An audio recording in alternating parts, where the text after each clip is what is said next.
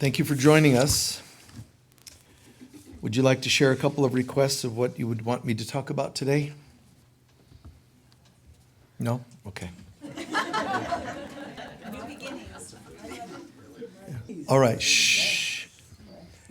There are so many different ways that people function in this world, and we sometimes, it's so often, don't know what we do and why we do it. It's the strangest thing. But that's being unconscious. It could look like you're doing kind things, but you have to, it's very important. Even when you recommend a movie to someone, it's so often we're recommending a movie we think they should see.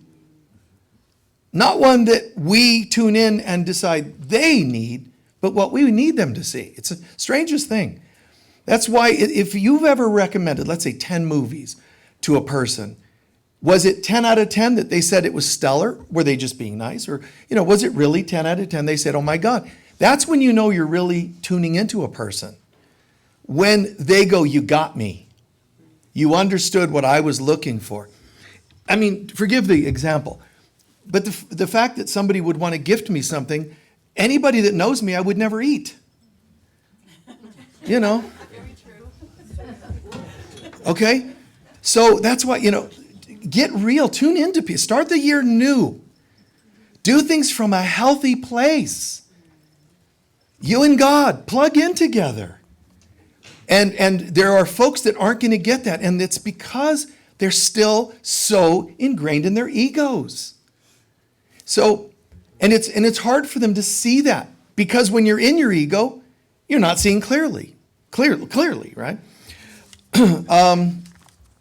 So when I trust you and reach out to say, what would you like me to talk about? We didn't ask you to give a speech or divvy out fruit.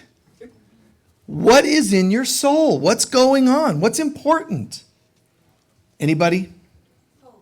Hope? Peace. Health. Reciprocity. Free will, thy will. Nice. Certainty. Thank you. Okay, with these things in mind, I didn't write them this time because somebody stole the pen last week and we didn't replace it. No, it's okay. Lately, it's funny because, our job is to be able to turn anything into light. Okay? Whoever's in the foyer talking, can you ask him to leave or step out? That would be wonderful. Thank you. And I'm sorry if it comes across like being firm, but that's what you need. In your lives, in our lives. When Jesus says, get behind me, Satan, when Jesus looks at Pharisees and says, you're lying to people. Thank God he appeared 2,000 years ago. Because if he showed up in Sedona, they'd run him out of town. Because people would be like, this guy's a bit intense. Yes, he is. Is he intense to your spirit or your ego? To your ego.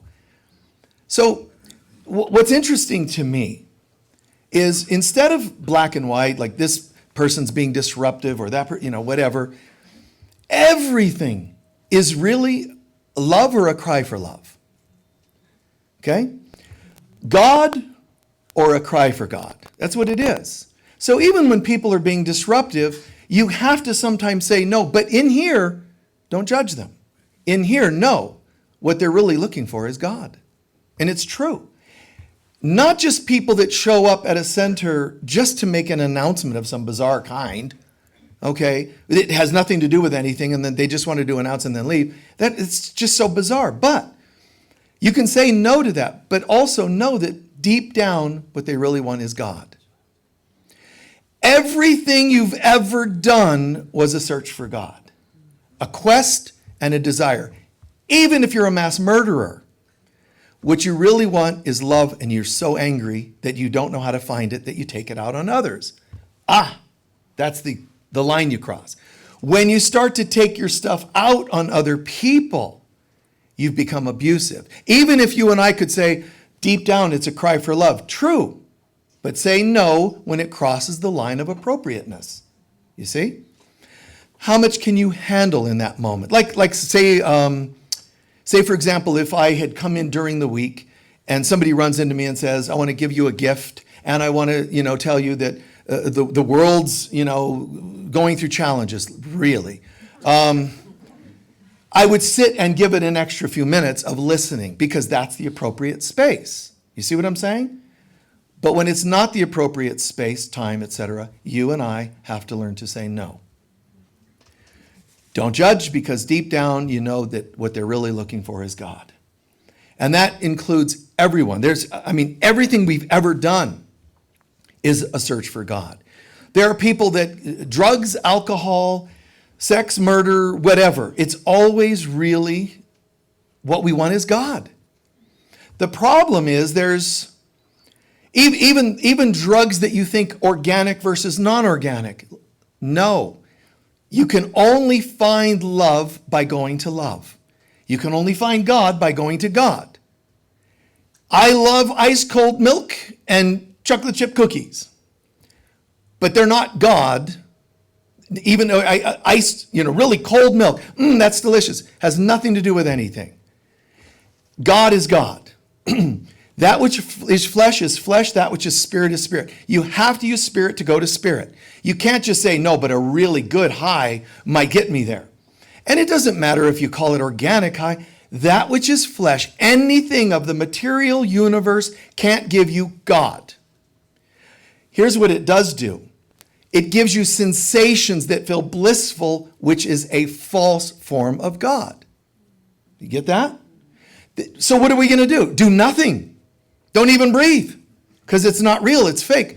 No, what we have to learn to do is smile a bit and realize, and this is what's amazing, because everything is God or the cry for God, but the cry for God doesn't necessarily mean, because you're doing drugs, it's a cry for God. Does that mean you should just let it keep happening? No, we can actually choose to be healthier, right?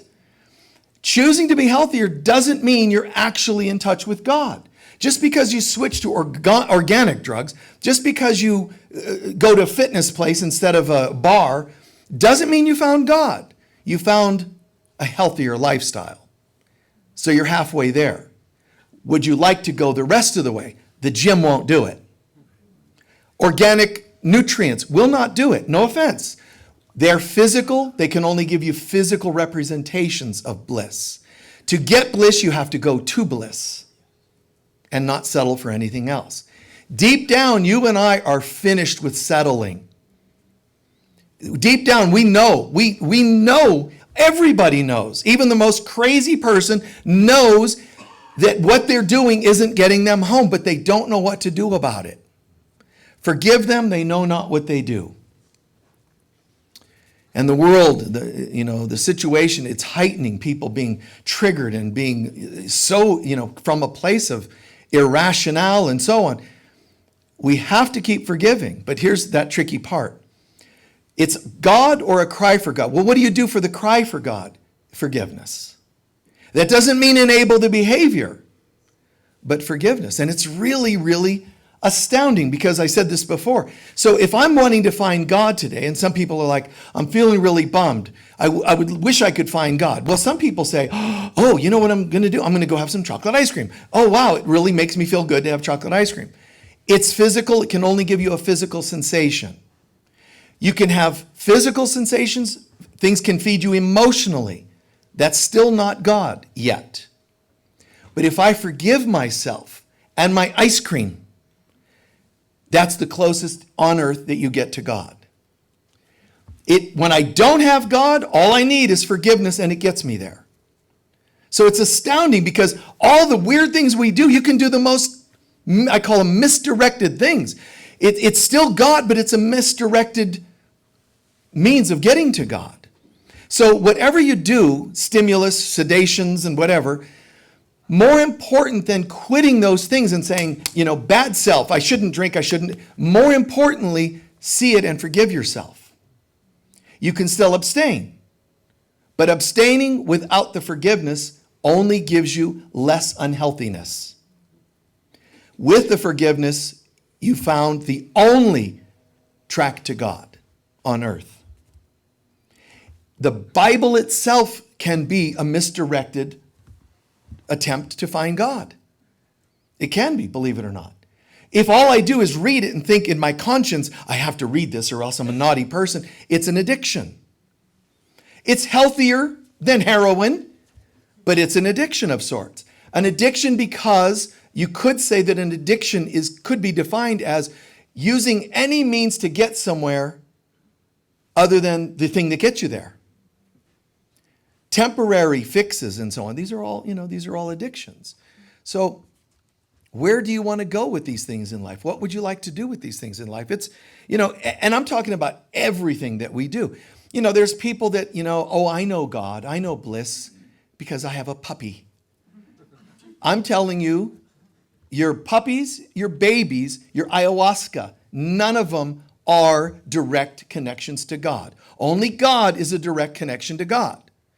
So you can even be addicted to your babies and your puppies and whatever else you do. And I know that's harsh for some people to hear because they want their babies in ayahuasca. So, and so you can take your puppy on a walk while you're high or whatever. And I know that's hard to hear because then I'm not enabling that addiction and that belief that some people have about cool things like that. But what I'm saying is the negative, unhealthy things, you have to forgive yourself for them and forgive them for playing that role. Forgive the needle.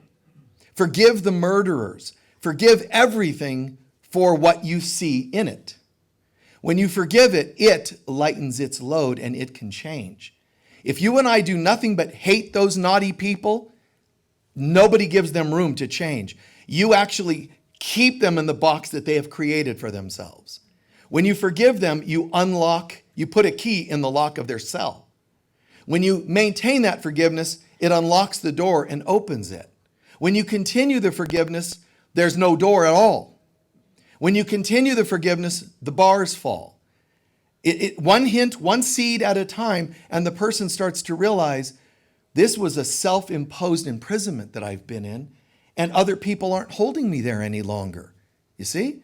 And that's where forgiveness really kicks in. It's like that's why Jesus spoke to people that were caught in adultery, and his main point to them was, no one is left here to judge you, so who's going to judge you? It's up to you. You have to free yourself. So it's fantastic, but it is our destiny to be like that. It might sound like too far out, too out of reach, but it's not. It's within our reach, and in fact, it's our destiny to come to that same place of unconditional love. To be able to be unconditionally loving. So you can have unhealthy things, they need to be surrendered, not judged, surrendered to God. Help me see this differently. I just notice every time I'm upset, I do chocolate ice cream. Wait, before I do another bite, let me pause for a minute. You know what I'm really looking for? God. Now you can think this is ludicrous. Michael's looking at he's talking about, ice cream and what God. I mean, I'm serious. Nothing is as it seems. Underneath it all, God's children want to go home. And since I don't know how to get there instantaneously, which would be shut your mind off, turn within, and call on God's presence. But when I do ice cream and everything else, what I'm really saying is, I don't know how to get there, so I'm going to settle for some other means. And the means are always going to be overt or covert, but overt means of misdirected connections. And that would mean overt, meaning addiction and terrible behaviors. But there are nicer things, like, instead of going to a bar, you go to the gym. Instead of doing this, you do that. Instead of dysfunctional relations, you start working on healthier, creative, fulfilling relationships. So things are changing. You're getting a healthier lifestyle.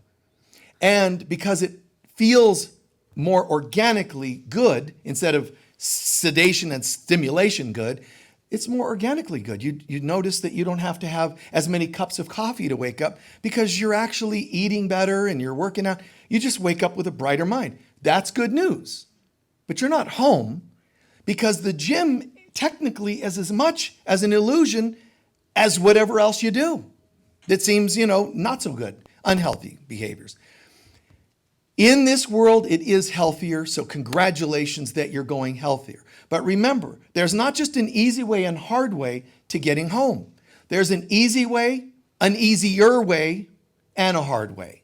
The hard way is our resistance and our abuses to ourselves and others. Easier just means I'm getting it. But the only way we could call the easy way is that you're already home. Start living it as though. Start being as though you're home. Turn to God. Turn within and feel that presence. When we're doing work here, we talk about healing of traumas, and all that is very necessary. It's the middle one. It's that one that says we're not quite home, so while we're here, let's find a healthier way to live. That's right to do. But when you hear me talk about these things, and when you hear me talk about meditation, I don't ever just say, picture yourself wandering along a babbling brook, and then look down and there's a treasure chest. Look at the treasure chest, open it up, and there's something for you that your guides are giving you. All that is beautiful, beautiful. It's called visualization. It's not meditation. Most teachers do not know this, and you should know the difference. For it to be called meditation, visualization is not meditation, relaxation is not meditation, all the other shun words, they're not. Concentration, none of them are meditation, technically. Why? Because not one of them did I say, and meet God. It's only a meditation if God's involved. Even medication, it's not. If you're not communing with God, then don't call it meditation. Is it bad? No, not at all. It's very good. In fact, you need to learn how to do concentration to successfully meditation. You have to learn visualization to have successful, meditations. Those things are tools to getting us there. But we have to start recognizing this. And it's just so beautiful because you learn to start cutting out extraneous things that were, just unhealthy bits in your life. You will change and go from the addictions and so on into healthier living. But I have to forgive all my past unhealthies, and believe it or not, all of my present healthiers. I have to even forgive myself. It's not a naughty thing. It's not a heavy thing I'm putting on anyone. We have to accept forgiveness for thinking that drinking wheatgrass made you holier. You have to forgive all thoughts and beliefs other than I am as God created me. And we're all getting there. But all the changes to get us to that place are challenging, because when you start realizing, if we really get what we're talking about here today, and we leave and we sit at home for a moment, then what do I do? How do I function? It's all an illusion. I was thinking, my life coach was telling me, you need to change some things and better. And I was feeling better. And Michael's saying it's an illusion. So should I not do? I didn't say don't do those things. I said they're good. They're healthy. They're in the right direction. I'm saying, though, that going from unhealthy to healthier doesn't mean you're all the way plugged in yet. To get plugged in, you got to go to the source, God. Don't just do visualizations to be healthier. Go to God. Don't just go to the gym. Go to God. Ask God to be with you while you go to the gym. Not just sit at your altar at home. Ask God to be with you everywhere you go and doing whatever you do. Even if you're still down here in the unhealthy behaviors, it's faster to ask God to be with you while you do it than it is for you to try to perfect yourself and move up to healthier lifestyle. You can still do healthier, but what if you're not disciplined enough? What if you're still giving in to old behaviors? Ask God to be with you. If you want to stop a habit, don't just make yourself not do it. It's going to hurt you, because when you realize you can't resist having that smoke, you're now judging yourself for having it. It's actually better for you to light it up and say, feel free.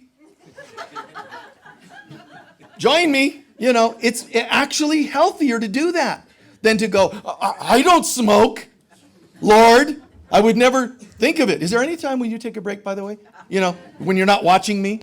That's what you're actually subconsciously trying to get away with. It's better for you to just go, I'm going to light up the whole pack at once. It's better for you to own it and give it to God, because when you do, You've released some of it and you replaced some of it with more God. You're actually going to be less prone to doing harmful things to yourself or others if you bring God into the unharmful things. I know that can sound a little strange to some people because we're under the impression that the only way to get this to work is, like forcing ourselves to behave. And it actually doesn't work. Many mystics of the past showed us how to behave. Don't do naughty things. But Christ consciousness takes us beyond just the discipline of becoming mystics and yogis and says, you know what? Don't wait till the day you become a mystic and a yogi to start realizing you're on your way home. You can be in the gutters and call on God, and God's with you. Could be with you even more so than a mystic today because you were sincere and you were humble and you called upon God's help. That state of mind opens your heart center, which is the closest center to the Trinity of God in your upper three chakras. When you get to your heart and you say, you know what, God, I've been trying to not eat chocolate ice cream and not smoke cigarettes and not have a beer, et cetera, et cetera, et cetera. And oh my God, my constant, relationships that are unhealthy. You can just feel so ashamed. Shame is not God. But when you say, look, I'd rather pretend these things aren't there so that I look polished enough to say, hi, God, it's me. Look how polished I am. God's saying, I'm not actually asking you to bring a polished self. I'm asking you to bring any and all parts of yourself. Here I am, God. Remember me? I know. It's been 50 years straight of New Year's resolutions. I will never smoke again. And I know. In fact, I'm increasing to 8 packs a day.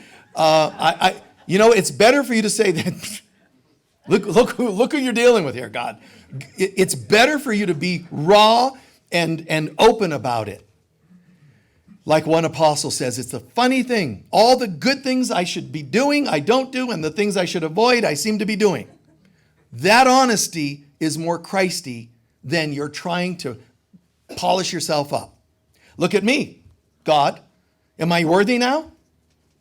I don't smoke. I don't drink. Haven't had sex in 40 years. So am I good enough yet? See, and that means something in us not only thinks that we can get ourselves home without the aid of the Spirit of God, which is arrogant, but it also means that we would have judged the things we used to do that we no longer do. And you cannot reach heaven with those judgments. So peace, the peace of God, to be able to say, of myself, I'm nothing. I don't know how to get there. Here I am. It's better to have that humility and call on Spirit. And again, there's all kinds of people with all kinds of means of getting home, reading spiritual material, lighting incense and candles and gongs and dongs and your all your rituals and incense and all these kinds of things. Whether they're totally seemingly spiritual or whether they're misdirected. So instead of a gong, I've got a bong, and instead of a water bong or whatever, right? And instead of a peace pipe, I'm just hashish only, and intimacy is still acting out all the time. Watch for this. Give yourself credit. It's nice that you've shifted some things. There's nothing wrong at all with, I now notice I live a healthier lifestyle. That's really cool. But I actually have to forgive unhealthy of the past. I also have to forgive my opinions of what I think is healthy. And what we learn and realize is even whether it was the water bong or it was the gong, the sacred crystal gong, whichever, I still have to come to the same place and say, wait, if they're in this universe, they're only symbols.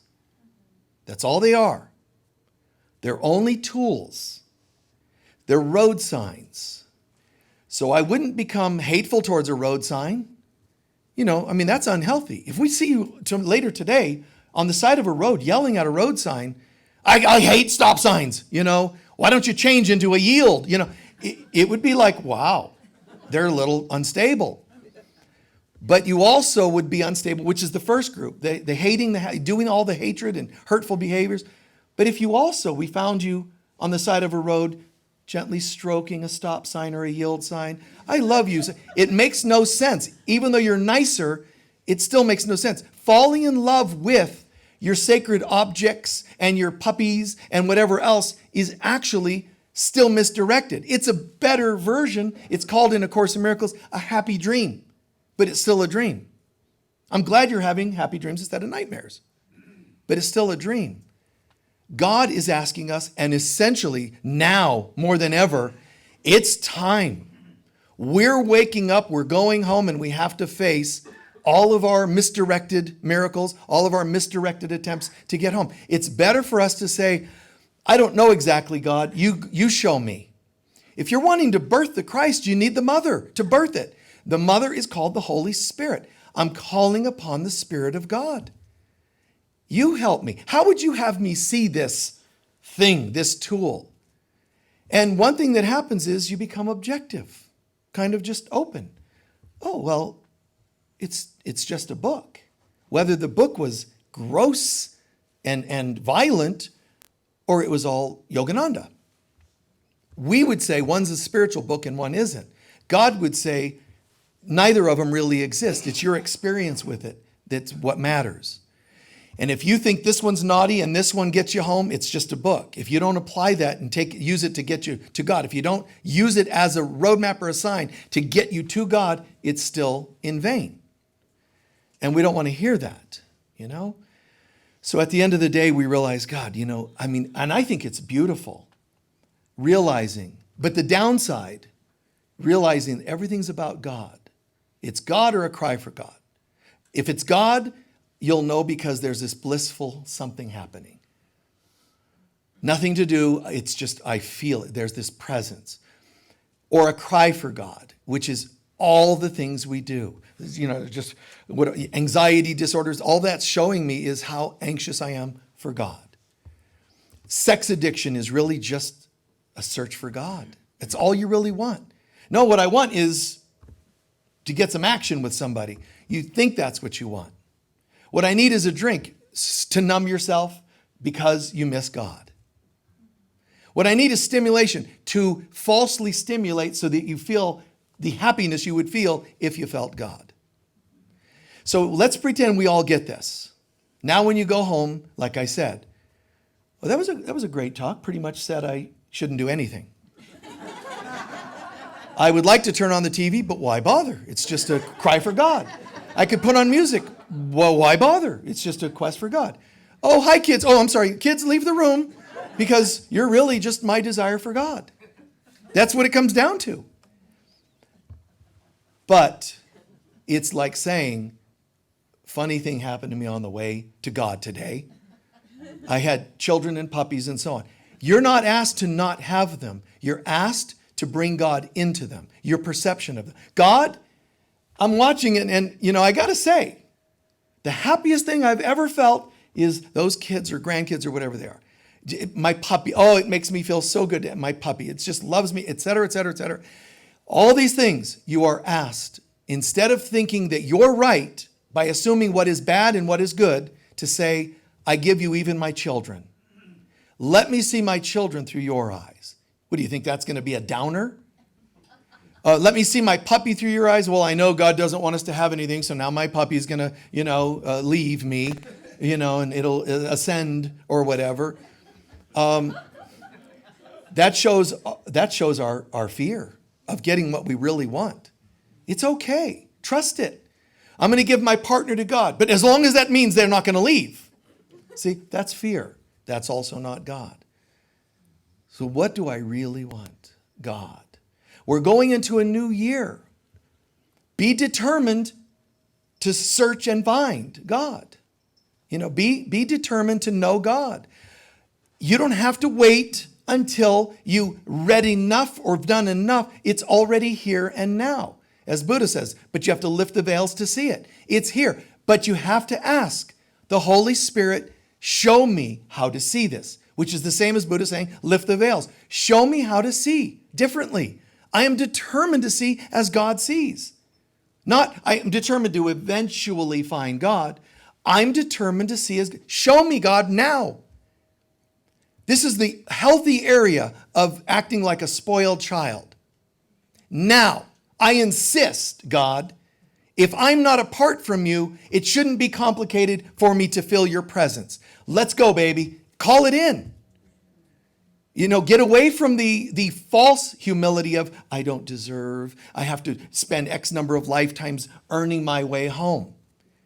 That's actually usurping God and putting your ego on the throne. You deciding when you're worthy.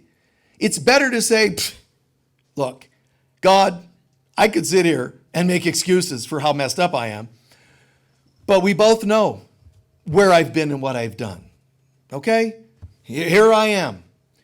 However, none of this is me. This is my former self. And I put it on the altar to be sacrificed. See, there's another misdirected example. Somewhere back in time, and still happens today in some twisted circles, but somewhere back in time, human beings thought, we want God. Okay. Did you hear that? We were all meditating around a fire. Did you hear that? Yes, we're wanting God. What did you hear when we put that question to the fire? Sacrifice the body. Okay, let's draw straws, because one of you is going down. That's what we did. We started doing human sacrifice. You know why? Because we heard, give up your humanness to your divinity. But what we did was we misdirected it and started killing people on the altars, which is really weird. As long as it wasn't you, right? Getting sacrificed, you're all for it. Because that's what you thought you heard. When Abraham heard, take the life of your favorite son to prove your love for God, I swear to you, God never said that. It would not be possible for God to go, well, if you really want to show you love me, then let's kill something. What God said was, give it up. What Abraham heard was, I have to kill it. Because a human thought, to give something up, you have to kill it. To sacrifice to God, it meant murder. And even if it was just animals, it's twisted. It's not God. So God is saying, give up your limiting beliefs. Not even your body, because this is an illusion. God's saying, give up your limiting beliefs. Give up your past. You see? What we hear is different. So let's start hearing more correctly. When you do ask to get the real message. I'm in the way. So like if you're pulling a card for a client or yourself, remember, you guide the question, Lord. Guide the question. Guide my hand, guide the card, guide my interpretation of the card, guide everything, my application. Everything. Don't leave any room for the ego to go and misdirect it. But if you do misdirect it, what do you have to do? Forgive. It's all God or a cry for God. What do you do with the cry for God? Forgive it. So watch what happens. That means if I just pull this off now, even if I pull it off for one day, what I've just shared, it means this. I'm always plugged into God. And then when I'm not, I forgive myself, which leads me to being plugged in with God. Isn't that amazing? I'm there, or I forgive myself for not being there, and I'm there again. Oh my God, it's perfect. That's how simple it can be. And you can get into the stuff and analyze. No, Michael, but some things are really cool. And all you're doing is putting the lipstick on a pig. You're saying in this world, I'm going to do this and this. And, if it's organic, it's really good. It's really part of God. If it involves dolphins, it's part of God. But if it's wild boar, it's not. Who do you think you are to make that decision? It's all an illusion, and they're all distractions. They're all part of the electromagnetic field of the planet, and the magnetic part of it is the emotional part of the world, the earth, and the magnetic part is the part that keeps all the foliage and the animals alive. And everything I can see with my eyes is part of the magnetic field, which is also known as a buffer. The magnetic part of a magnetic field, electromagnetic field, is a buffer. If there was no such thing as a magnetic field, there would be no time, which is why time's going fast, because the magnetic field of the planet is dropping.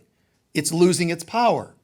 So odd things are happening, but they're not happening to us. They're reflecting us. I no longer want a buffer. I no longer want a stall to get home. I no longer want time to forgive people. I'm doing it now. And the magnetic field is saying, and so it is. And it's dropping. And we're sitting here going, can you believe this? Oh my God, the electromagnetic field is changing on the planet. Victim, victim, victim. The truth is it can't unless we're ready for it. So why fight this? Why resist this? We're ready to go home. And when I can say it's God or forgiveness to get back to God. See, there's no extra conversations. But I didn't tell you don't do these naughty things. God or forgive yourself for those naughty things. God or forgive yourself for the things you thought were not naughty. I'm not saying because they're bad. They don't even exist. Only God is real. So when someone says, no, man, you don't get it, it's an organic means of mushroom journeys and whatever else, puppies and whatever you're into. I understand that you're saying, Michael, you just don't get it because science says, that really pulls me in for, science has proven that certain things and mind altering and no, it's brain altering. And your brain is dense. It's not God. Just because you have something that can stimulate or sedate doesn't make it real. And just because it grows on a farm naturally doesn't convince me. If you're doing something that alters the body, the chemistry, the neurons, etc., it's still of the body. I know it sounds fancier, but it's hilarious to me when someone says, oh man, I'm against pharmaceuticals, but I have some organic stuff that's really amazing. It's like you're judging those guys for needing, things for their chemistry of their body, for their, sometimes their issues, whether it's insulin or bipolar meds. This is what they feel like they need for now. And I will not judge them. It's a cry for God. It's a cry for God. It's a cry for love. So when someone even cries out for love through like an emotional means, and you hold them and they're crying deeply, literally crying, it is not the hug that saves them. It's not the hug that helps them turn it around. It's your love for them that makes a difference. You see? You can gratuitously go in a grocery line and pay somebody's grocery bill. Oh, that's so amazing. You're still doing something of the body. So you really didn't give them as much, just like a drug, you didn't give them as much help as you think you did if it's external. If you can stop for a moment and realize it's the love. Why are you doing this? Because you can't say in a grocery line, because I love you. They got cameras and everybody's, you're going to get sued for loving somebody. But what I might say myself is because you deserve it. Now that isn't as weird to people. You deserve it. But you know what it does? It plants a seed. Why would you deserve it? Why would I think you deserve it? Because of love. So it's safer to not do the hug in the line. It's safer to not say I love you in the line, but I find the words that are appropriate. And if I say to you, I need to take command of this store, I'm buying you a piece of fruit, or I'm going to give you an announcement, that's not God. And a lot of people do that. There's a lot of people online that are popular that say, God wants me to tell you. How often do you hear me tell you that? Almost never. Because if I have to tell you it's God, it's me. So I almost never, wait. This just in. The Lord says everyone should quadruple their donation today. Come on, it's a little too risky, like that it might not be God.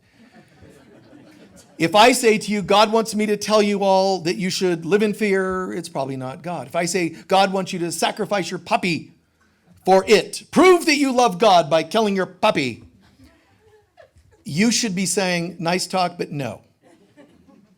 That's what you should do. You tune in and you say, that part, no thanks. And you're done. And you're clean and you're clear. You could even say, he talks about sacrificing puppies every week. I think he's a little off, and he himself is being misdirected. He thinks there's some benefit of doing something of the body, and there isn't. So I don't typically say, God says that I should tell. It downloads and I teach it. And you hear it, you like it, you don't, it doesn't matter. I'm just sharing what comes through. But if I add God said, it's an arrogance and it's an ego thing that means I want you to do it, right? I want you to believe what I'm believing, and it's not necessary. Just share it objectively, they hear it or they don't. And this is the same thing that goes with family members and whatever else. You are learning and you're seeing more clearly what feels healthier. What you can say to family members is, I'm living a healthier life. Not, you people need to become healthier. Because you don't want to take they're just signs. And you don't want to take a road sign and say, I found a sign that's real. And I'm going to beat people over the head with it. Because I found a sign that I like or love. They need a different sign. You need to stop saying they need a yield sign or vice versa. A sign that warns you, slow down on the curves or whatever it is. All these things are just signs. They're things that we think we need for now. Whether it's, a counselor saying you probably need to word yourself differently when you're talking to your partner, that's a sign. Thank you. You liked it, it was helpful or it wasn't. So we realize, oh my God, everything, no exclusions. Everything is God or a cry for God. How do I know it's God? Because it is just a feeling of bliss, but not that something gave me. It's a feeling that happened inside. Last night I went to sleep just kind of in a state of surrender. I woke up and I just felt plugged in. You'll know that that's real.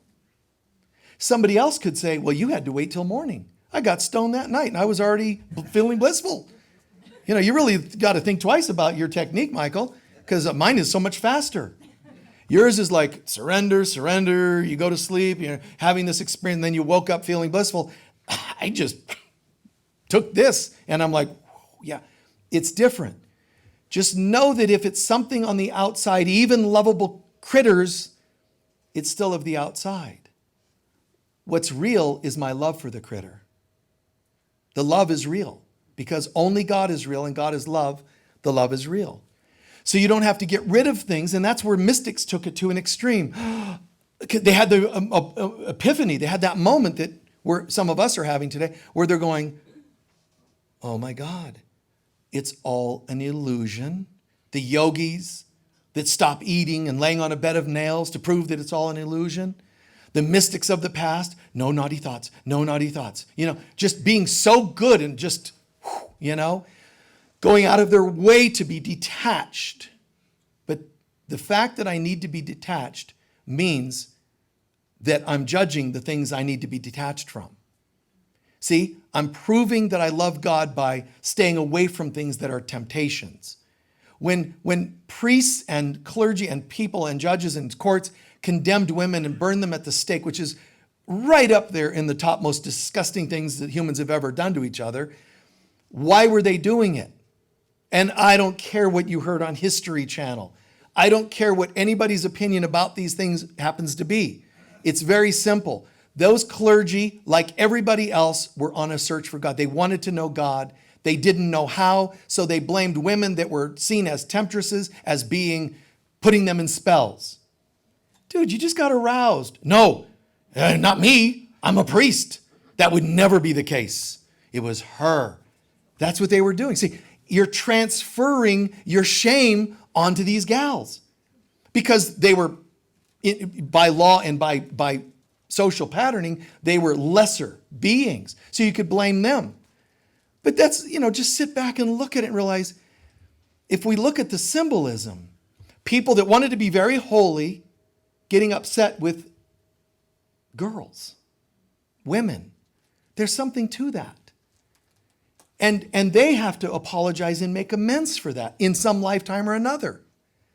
They've got to make amends. How? It varies per person. But sometimes they've got to come back and realize, wow, I'm totally interested in same-sex or opposite-sex partnerships, and nobody likes them. And they don't know why. They can't find a lover or partner. Now, don't think that that means it's you if you happen to be without somebody in your life. I'm just using an example. You know, now some people out there that are single are going, that's what happened. No, I'm not. I mean, don't take it literal. You know, I have to be careful with these things. But just to realize, you know, they're taking their stuff out. A person shoots John Lennon but says, he had something I don't have. But you never will get it by doing what you did. But that's misdirected. His mind, which was possessed by his ego, made him think that's how you get things.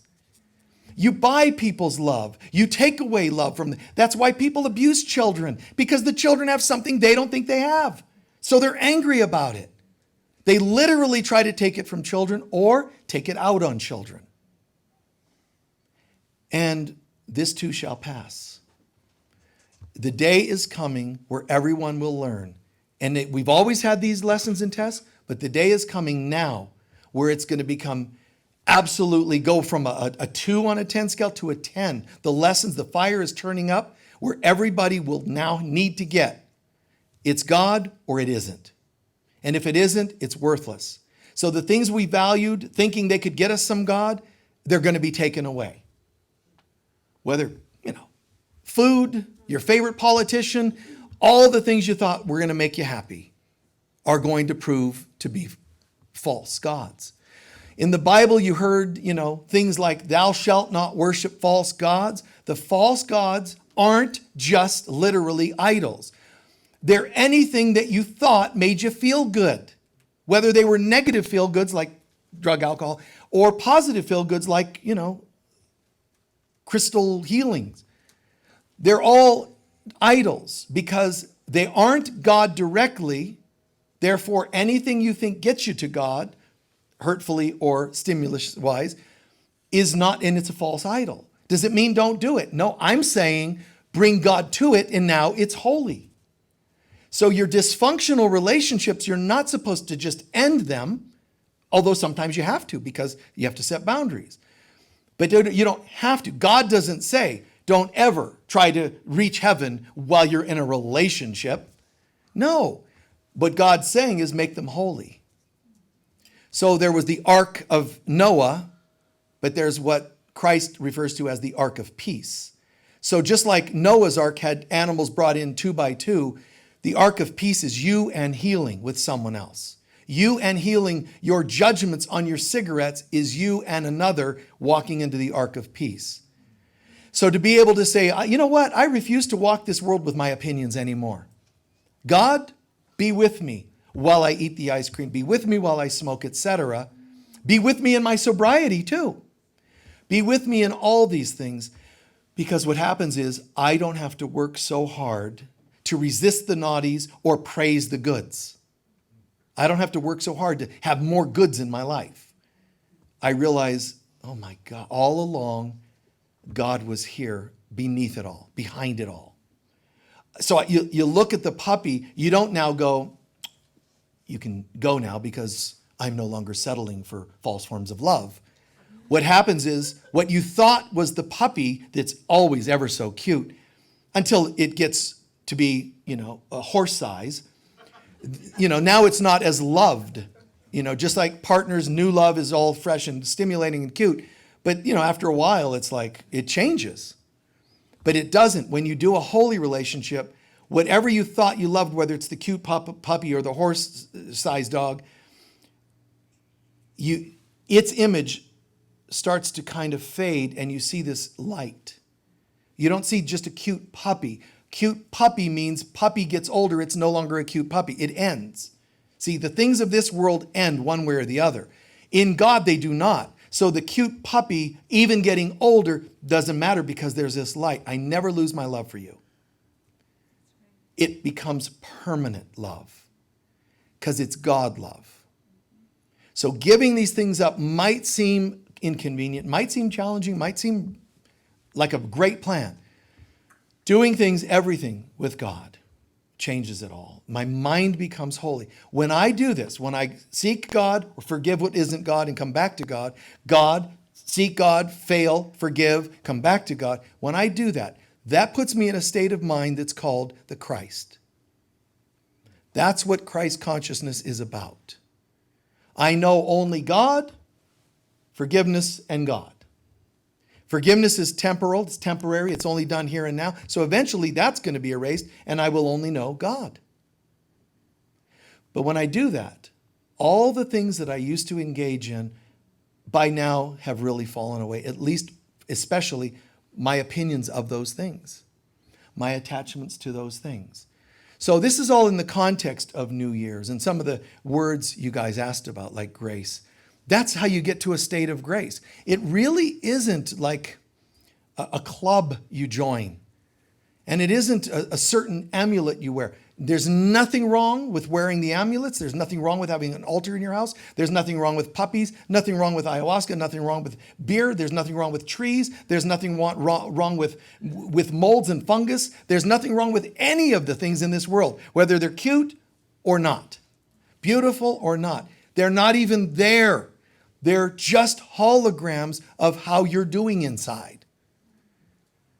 And we thought that if we could just get rid of temptresses, the world would be a better place. If we could just get rid of certain religion, just get rid of this or that, or yucky things. Wouldn't it be nice if we just had flowers and no compost? No. And somebody's going to justify and say, without compost, you can't have flowers, which is like saying you can't know God without knowing evil. That's not true. We could manifest just a world of flowers, but the point isn't that one needs the other. The point is, one day you'll be able to look at compost and see light. One day you'll look at flowers and just see light. It won't be there's a good thing and a bad thing. The one that smells great, the one that stinks. Just God.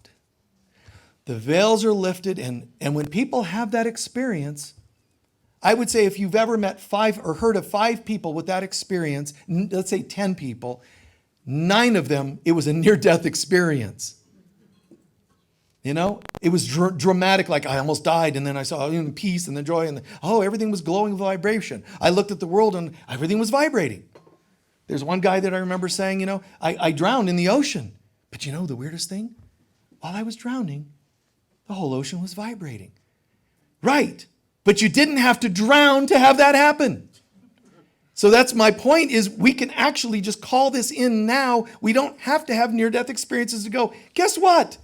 Funny thing, there's this light on the other side. It isn't on the other side. It's here. Well, why can't I see it? Because of judgments, unhealed wounds, opinions, all these limiting belief systems. Just commit to being done. It's easier than I hope it is sounding. If it sounds daunting, if it sounds heavy and hard, it's easy. Just keep doing it. Cook your toast and, oh man, fresh bread, man, it smells so great. Wait till I put a ton of butter on it, man, then I'm really going to, and then just stop and go, oh God, I get it. Yes, show me, God, how to see this meal. You see? Show me how to, and when you're intimate, please call God into it. And some of us are like, well, no way. I don't want God to see what I'm about to be doing. Which means you judge it, which means you hold it against yourself, which means you have a dark space, which means you can't feel peace. And you know what? If that was your attitude, I wouldn't want to be your lover. If I could get a printout of I'm going into this with all kinds of shame and naughtiness, and it would make hopefully any healthy person think twice. So it's just, are you willing to? We don't have to Mani Padme, It's not like you have to go into deep meditation before you have contact. It's just a sentence in your mind. God, help me to see this person as you see them. That's all.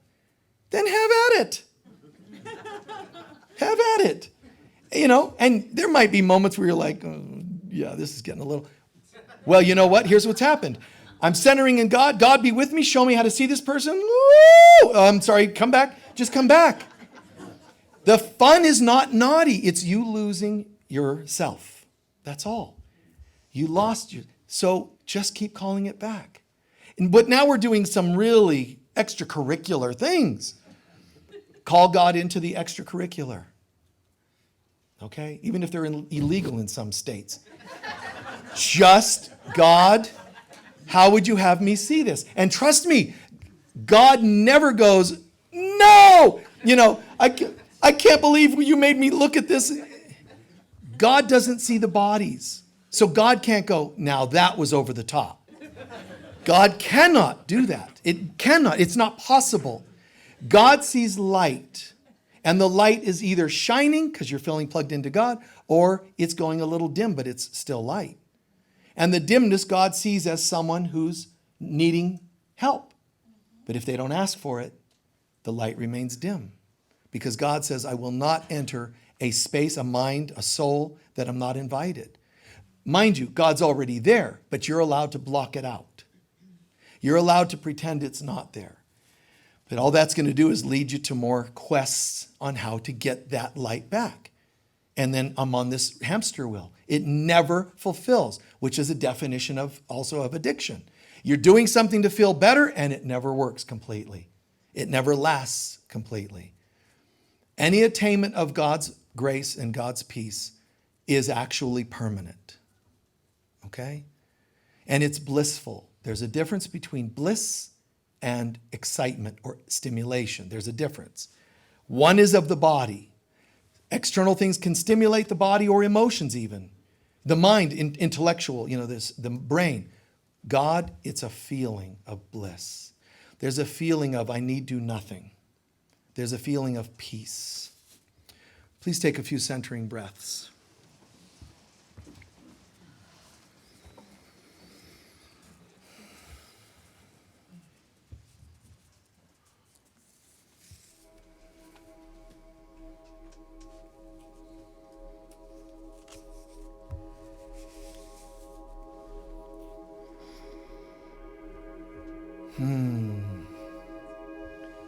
Just drop the thoughts. Drop the tensions. Drop the worries.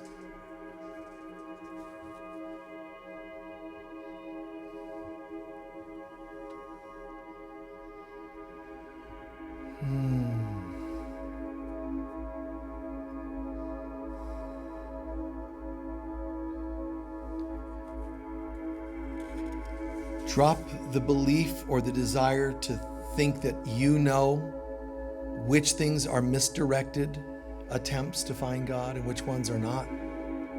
You don't have to know.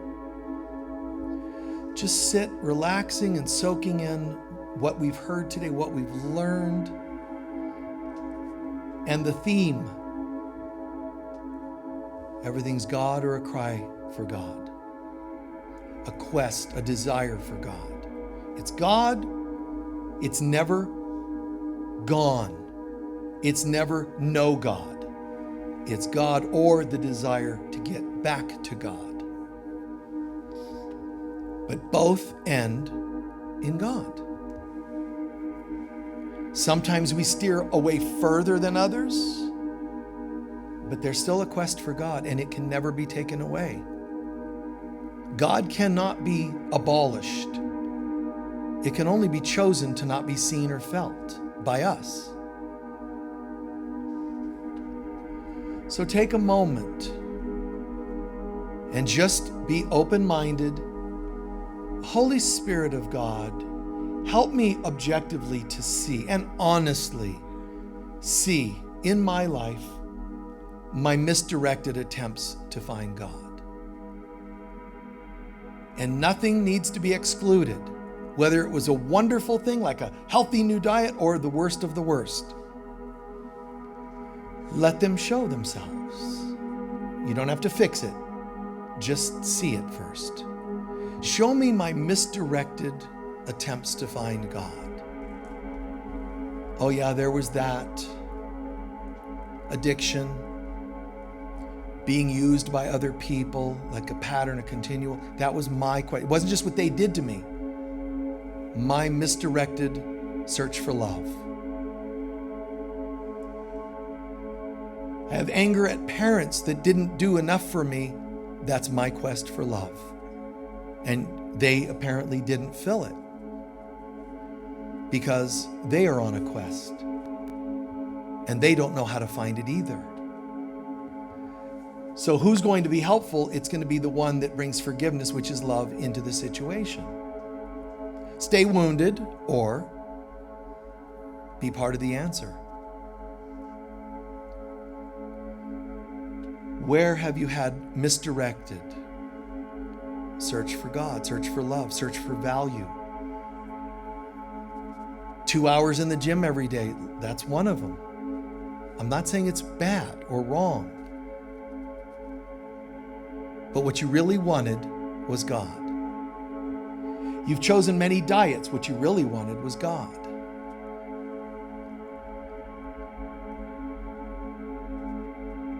Behind the facelift, a search for God. You want to be loved. You want to look and feel better, but it isn't the body. It's really God. It doesn't mean don't do these things. All we're doing is owning that they've been there.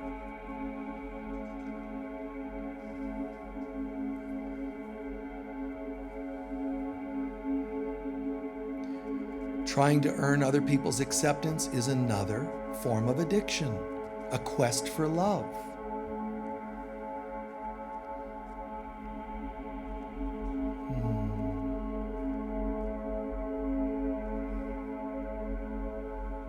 An honest look at these things.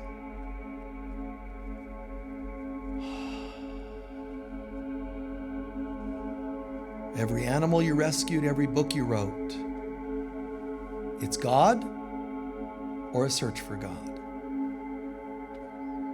See this, own this, accept it. Watch your tendency to judge it,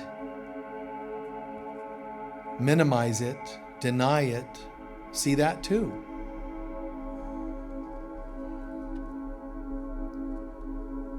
All such things I'm placing on the altar of your heart, Divine Mother, Holy Spirit of God. I thought I knew which ones were good, which ones were bad. I thought that being on the path meant going away from the bad things to the good thing. That's what I thought. But honestly, I don't know. I am no longer going to insist that my opinions are all that matter. I'm giving it all to you. I give you that Bible, I give you the gym, I give you my partnerships, I give you intimacy, all of it. My addictions, all of it. All my opinions, I'm placing on the altar.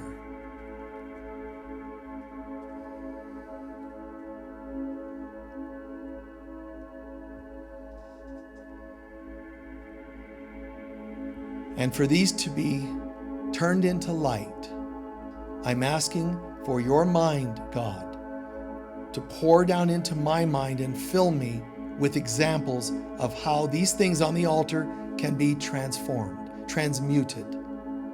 Take just a minute now. How should you have seen that addiction? How should you have seen that working out? How should you have seen your love for your puppy, your children? How should you have seen the moods and behaviors, the reactions, the need to be loved? Just take a moment and watch how, when your mind is in the light of God, how you can start seeing these things different. Careful not to do it intellectually. Don't rationalize. Just let the light burn away the darkness. Go for a feeling of peace, not a fix, as it were.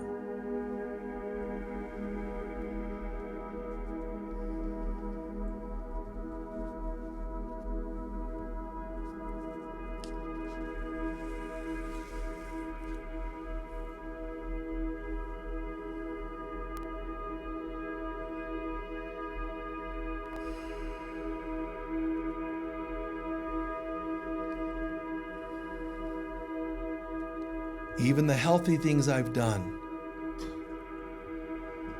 I'm grateful. But I don't stop there.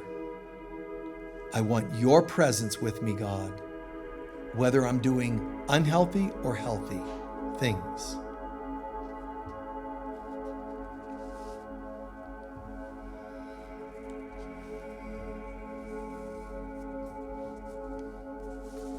I'm grateful for all cases when I went from unhealthy relations or unhealthy lifestyle to healthier. I'm grateful for that.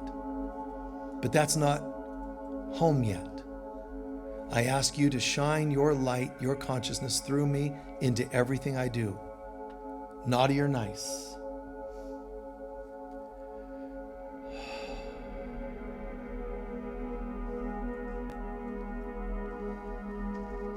And if you now just close with feeling a sense of peace and grace, and the words, I need do nothing. It's already here. All that I thought I needed to do and achieve, it's already here. I don't actually have to work so hard to earn finances. I don't have to work so hard to achieve somebody's love. I need do nothing. I am as God created me.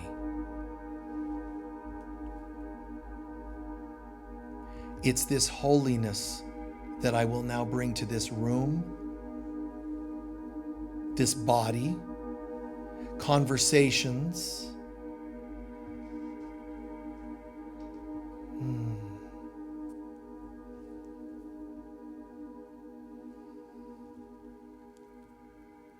And even the most dysfunctional or disturbing person, doesn't matter.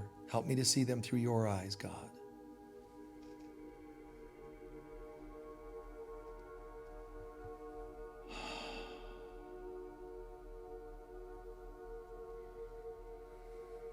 I need do nothing.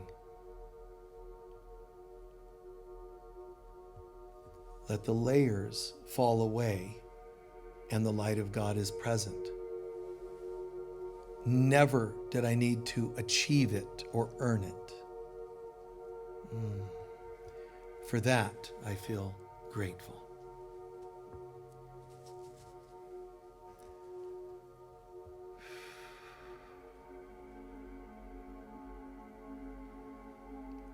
We move from wanting peace of God in the world to being the peace of God. And that is being the Christ. And so it is.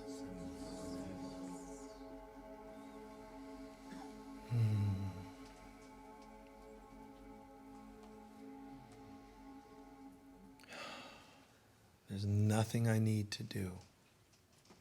And you sit with that for a moment towards yourself. There's nothing I need to do. Look around the room for the next few seconds before we do our closing prayer. And just touch someone's hand and hold that thought in your mind. I need do nothing. I'm seeing you. I choose to see you as God sees you. And do that to a couple of people. I need do nothing. I just allow myself to see you as God sees you. Just in your gaze, not with words. Turn. Extend a hand, just a little squeeze of the hand. Thank you. Connect. If you're sitting where no other folks are, they can turn around and reach out to you. You can also put a hand on their shoulder so they know you're back there. Nice, good.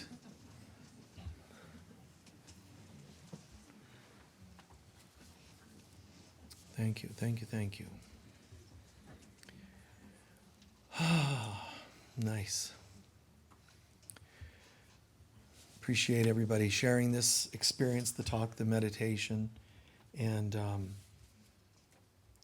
it happens also, the odd things that can happen in a service. Somebody can have a sneeze attack, their phones go off, or they're just kind of in their own world and they have proclamations that they need to share. When you sneeze, we say, bless you. When you can't help but make proclamations, we have to say silence or leave. That's what we have to do. And I hope you do that in your own lives more and more. If a family member comes over for a family reunion and they want to spill out their whatever it is, shh, this is, not today, Dad, Uncle whomever. No, not today. Well, then I'll just leave. Oh, that's okay. Bye-bye. Instead of, what will the family think? Oh, you're still codependent. This is what we're doing here today. Please live that as best you can. We're going to take up collection and do our closing prayer. So let's please take a love offering. Please be as generous as you can be. Hold your love offering to your heart and feel a sincere prayer, a sincere intent that you're putting into any time you give. Remember, it's the love that matters. So when you're giving, focus on how much you love and appreciate what we do here. Love and appreciate how you're sharing, you're growing, you're learning, etc. This is what it's about. The signpost, the gift, the money, that's a symbol. Let it come from the deepest feeling in your heart and soul. As we share the words together, please. Divine love flowing through me blesses and multiplies all that I am, all that I have, all that I give, and all that I receive. And so it is. Thank you. It'll only take them a minute to pass those out, and we'll do our closing prayer. While they're passing those out, can anyone share what you learned or heard today that made the most difference for you or means the most to you, what you needed to hear, what you can apply in your life with other people? Anyone? Yes. Yes, I was reminded to make thought, word, deed, whatever I do, an offering to God. Nice. And I feel more presence when I do that. Yes. Allowing every thought, word, deed to be like an offering to God. Yes, here I am. Here I am. Whatever, here, bring it on. Yes. That I didn't have to earn my wings, that I just had to remember them. And Yeah. also the experience of walking to the freezer late night for ice cream will never be the same. Oh, the late night journey to the icebox for the ice cream will never be the same. Yeah, now you can say, be with me, God, because I'm going in. In fact, I'm going for the big spoon, Lord, so I hope you're cool with that because it's happening. Did someone back there have their hand up? Okay. Okay. Yes? One of the things the Druids were known to make sacrifices and all that kind of thing, right? And it's interesting because a friend of mine did a lot of research on that, and actually the word sacrifice comes from the French word sacrifier, Yeah. which means to make sacred. Right. So basically, that's what they were doing with everything, and that's what people did not realize. People It's focus on misdirected, the idea of sacrifice. Even when you think you have to sacrifice your smokes to know God. No. The word sacrifice means to make sacred. So the sacrifice, no, don't make an altar to stab your cigarettes. Okay? Shame, bad cigarettes. You've tried to tempt me, like the priests doing this to women in the past, mostly women. Instead, it's like, wow, look at people like Galileo and so forth. Some of these people were mystics, scientists at the same time, but mystics. But, he claims one of my greatest achievements was that I'm dying without ever having had sex. And that was, in his mind, his ultimate sacrifice to God. And for him, that's fine. But God would be saying, I need nothing. Well, yeah, but I need to stop. You don't want smokers. I need you to do nothing. Just show up with your soul. Sacrifice or make sacred. Sacrifice your opinions of yourself. So the sacrifices you're really asked to do are never really of anything of value. They're your opinions of yourself and others. Give those up. God, that person really irritates me. However, I know I'm mistaken. You know how I know? Because this isn't peaceful. So I'm giving you my opinions of them. Help me to see them through your eyes. And we actually rationalize this and think some people aren't worthy of that prayer. Now I get what you're saying, Michael. So I'm gonna go ahead and forgive my dog that ran away. But I'm not going to forgive my brother-in-law because what he did was horrible. You see? We have these opinions of where we draw the line on forgiveness. Then it isn't forgiveness. It's selective bargaining or whatever. Please stand for our closing prayer.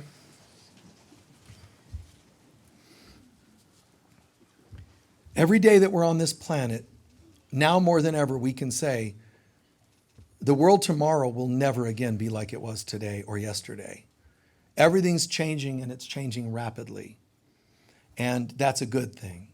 It doesn't always feel good because it feels unfamiliar, but to the ego, God feels very unfamiliar. The ego has no way of knowing God because it is the very program belief that there is no God. And if there is, it's afraid of God. So just more and more, I don't know. I'm just giving it all to you, God. Even my spiritual path that's helped me become a better person, thank you, thank you, thank you for that. Even the hardships that I did before, all the naughty behaviors, I learned from that, thank you for that. And then the better life that I achieved, thank you for that. And now all to God. All to God. What I thought was good, not good. What I thought was achievement, wasn't achievement, all to God.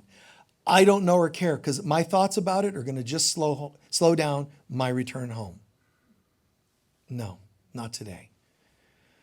To you we return, to the place we never left.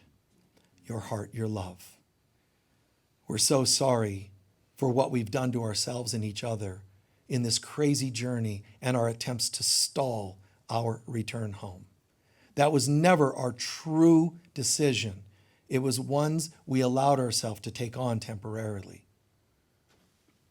Today on the altar given to you. Show us, Father, Mother God, how you would have us live, think, be, feel, what you'd have us experience, how you'd have us see and know each other. We're back to only love. For that is what we are. The light of God surrounds us. We are the light of God.